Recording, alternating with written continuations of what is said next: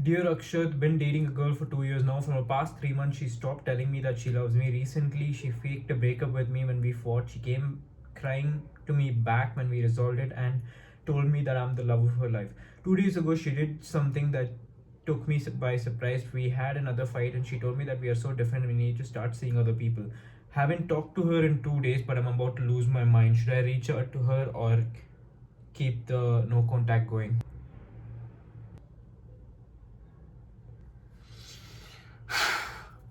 What I'm about to say is going to be so fucking harsh that you're gonna hate me, but I'm gonna say it anyway. I'm not gonna give you the traditional advice of wait it out. I'm not gonna give you the traditional advice of, oh, she's a good girl, what type of issues you're having. I'm gonna actually tell you some shit that's gonna shock you. The fact that she is able to so easily tell you that you need to start seeing other people is actually quite concerning. Because where were the boundaries drawn in the relationship? How is she able to so easily tell you that she wants to start seeing other people and she's suggesting you do the same? Who does she have in her mind? Because girls don't do that because they want to do that and that's logical. They're quite emotional. Who else is in her life that's giving her the mental support for her to do it? Who is it? And if, okay, this is how I see it, right? This is the line, right? This is a happy relationship and that's a sad relationship. In the middle, this is a happy relationship. In the middle is where you're fighting, and that side is no relationship cut off. The moment anybody crosses this line of a breakup, mention anything about a breakup, at that point it's already wraps. Like at that point, the relationship is already ended. It's very rare, like 10%, probably 5% of the cases that you've broken up and you can get back and get things going like usual. The reason being that whenever a person breaks up with you and for whatsoever reason you guys get back because of you begging or whatever, anything after that point, that person kind of owns you now. In most of the situations, there are exceptions, but most of the situation they own you. You're scared to have a fight. You're scared to go.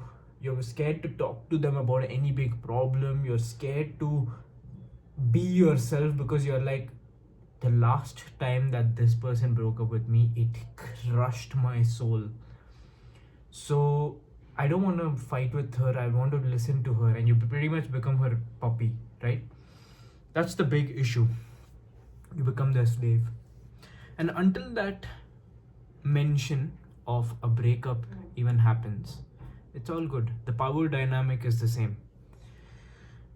But what happens is that as soon as they threaten the breakup or tell you that they want to start seeing other people, and you try to win them back and somehow you get them back, they now own you. Congratulations, motherfucker.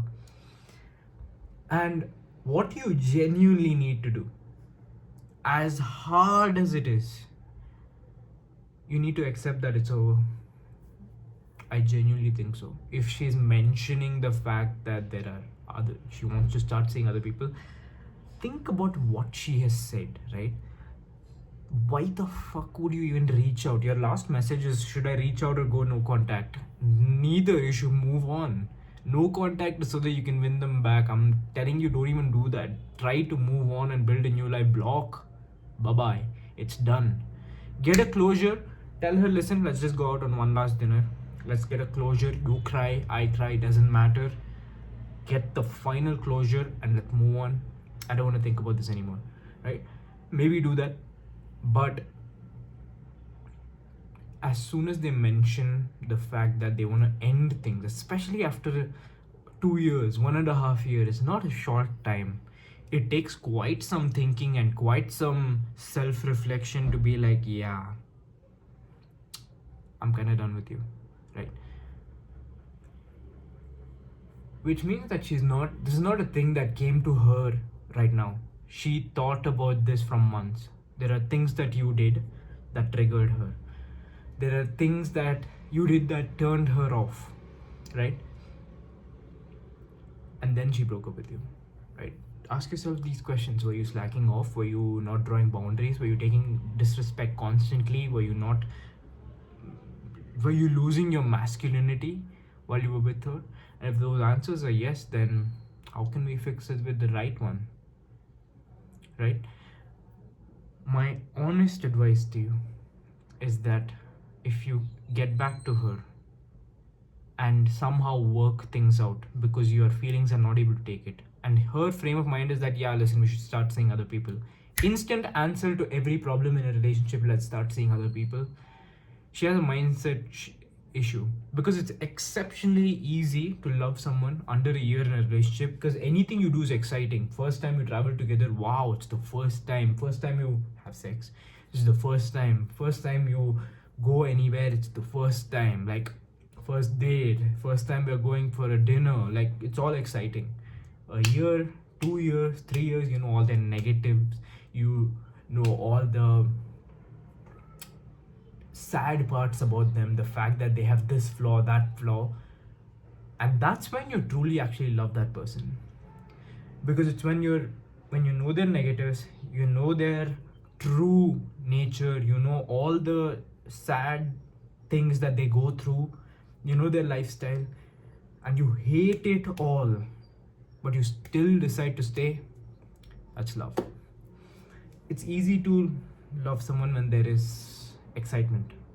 That's probably what happened here. Like, it was exciting in the start, you probably were projecting yourself to be someone that you're not, or probably it was in the start she just found it very, very exciting, and eventually it started getting boring, it started getting hard. That's when she was like, yeah, this is not what I signed up for, right? So me personally, right, with my girlfriend, first date I told her, listen, if you're getting into a long-term relationship with me, there is nothing that we are not going to know about each other, and get ready for it to get boring, because I'm not here to be with the most fun person ever. You're not some clown circus. Not everything we're going to do is going to be fun. Not every date is going to be fun. Not every time we get in the bed is going to be fun. It's going to get boring eventually. But it's the fact that we would never trade it for someone else, that is true love. That's what I told her. In this specific case, no such boundaries, no such expectations were set from the start. And probably you lost yourself in the start. The fact that you're telling me that she's so easily able to tell you that, hey, after a fight, let's break up. After